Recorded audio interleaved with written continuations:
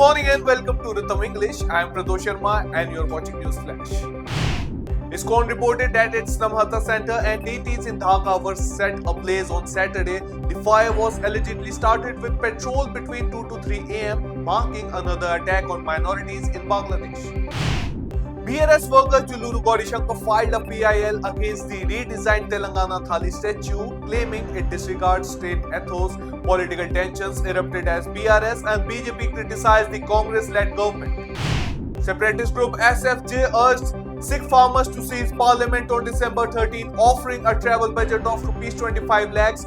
Farmers' protest remains focused on demands like farm laws waivers and justice for Lakhimpur Kheri victims. Mumbai police received a WhatsApp message threatening PM Modi with a bomb blast traced to Ajmer, Rajasthan. The sender is suspected to be mentally disturbed or intoxicated.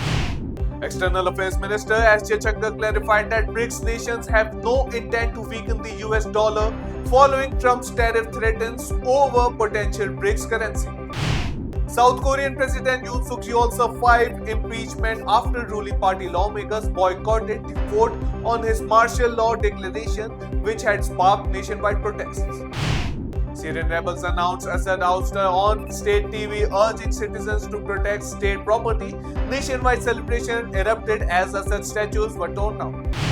Hezbollah deployed 2,000 fighters near Qusayr, Syria, amid rebels' offensive in the Aleppo and Hama. The group is focused on defending positions along the Syrian-Lebanon border. Two Delhi schools in R.K. Puram and Paschim Bihar received bomb threats via email, prompting evacuations. Police investigations are underway.